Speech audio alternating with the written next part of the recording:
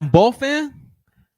Dem ball, dem ball, dem ball, dem ball. Let's talk about the Philadelphia Union. Union, Union, Union. All right. Third Saturday night in LA, in Carson. Union lose 3-1. This is now back-to-back losses. This is a bad spot for the Union. We're in a bad place. Union have on Wednesday night an upcoming match against Nashville. If they lose that match against Nashville on Wednesday, this will be the first time since 2008. It's a while. All right. It's a while that we've lost 3 straight regular season matches. That's not Union soccer these days.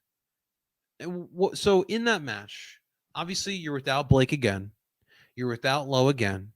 You're on the road again. Traveling, time change is all factors for sure. And everything started shifting into the Galaxy's favor in right from the jump. Like a Bruno Martinez picks up like a yellow card under 5 minutes. And it's like, well, Ricky Push is their best player. And Bruno Martinez is supposed to slow him down. And now he's got a yellow card, so he's got to ease back. And so that kind of set the tone, right? Then off of transition, like Matt Real, like, what the fuck are you doing? Push gets a ball on the outlet. Tyler Boyd crosses it in. And Jude just knocks it, or Push knocks it in. Early 1-0 goal. Bad defense.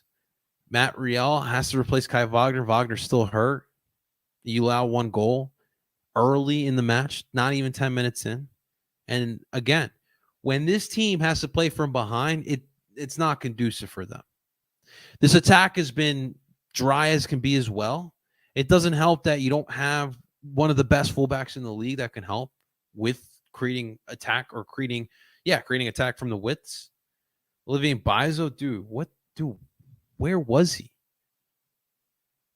Like, I honestly don't know how Harriel is not the top option as the flanker, especially like when Wagner's in there. Like the case is that Olivier's a better attacker, but Olivier also gets fucking put into some rough spots because he just can't defend.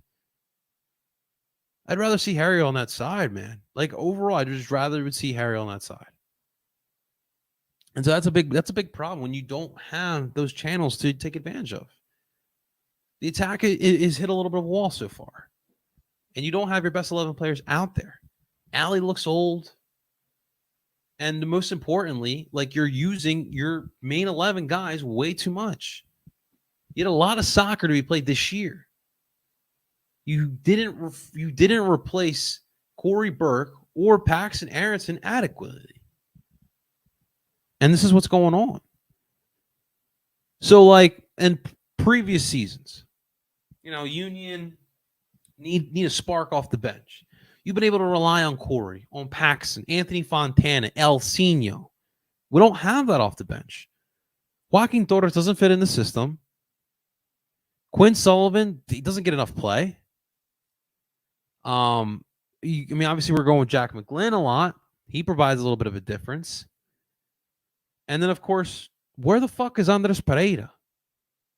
This man is lost. So I put the tweet out there. Obviously, everyone's seeing that Twitter video going around that went viral. That motherfucker back there is not even real. And that's Jim Curtin with Andres Pereira, because that motherfucker is not really real in the eyes of Jim Curtin. That's what it feels like. Andres Pereira hasn't seen action in like 3 months on the pitch.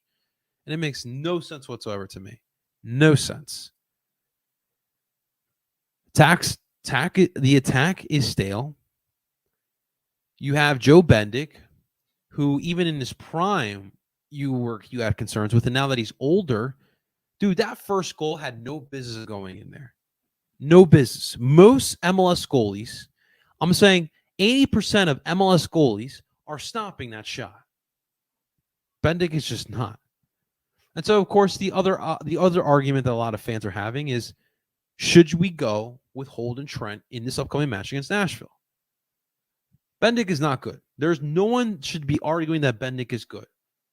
But to think that, number one, our manager is not going to do it in an away spot, in a hostile environment like Nashville, you're not putting a rookie goalie in there. It's not going to happen. But the problem is, and I'm not going to talk too much about the national match because we're going to preview that tomorrow. But the problem is that if you lose Wednesday, you more than likely could say goodbye to the Supporter Shield. And it's crazy to think about because we're not even in the midway point of July. But the way the East is looking, and by the way, Nashville is ahead of you as well, you could probably say goodbye to that. Now, I still think this team is really good, but this team needs help. This team starting 11 is good, but the team has no depth. I don't know if that's Jim just allowing guys like Quinn and Andres Pereira or Joaquin Torres more freedom, put them in better situations. Like, I feel like Sullivan and Torres are wingers. They're natural wingers. And we don't use them like wingers ever. Instead, we just use them as 10s and give them more freedom. But then it's like, well, they don't feel comfortable in the middle. It's a different story in the middle of the pitch. It's just in weird microcosm. But Ernst needs to get busy, man. Ernst needs to get busy. We need some depth. Can't keep relying on the same people and the same pieces every single match. It's just not conducive. You shouldn't be losing to the Galaxy the way you did on Saturday. And my last point on Saturday, Puig belongs in MVP conversations. 120,000%. Puig belongs in MVP conversations. The Galaxy had no business of beating LAFC. The Galaxy had no business of beating the Union. And this guy just elevates the play of everyone on the pitch. And you saw that on Saturday. He's special. He's like that hype you hear, it's real. He's a special player. But you got to bounce back, man. They gotta bounce back here. We'll see what happens. It's gonna be a good test on Wednesday. Back's a little bit up against the wall. We haven't really seen that too much this season. Last time we saw that against LAFC Champions League, and that ended up being a beatdown from LAFC. So we'll see how the Union do bounce back here Wednesday.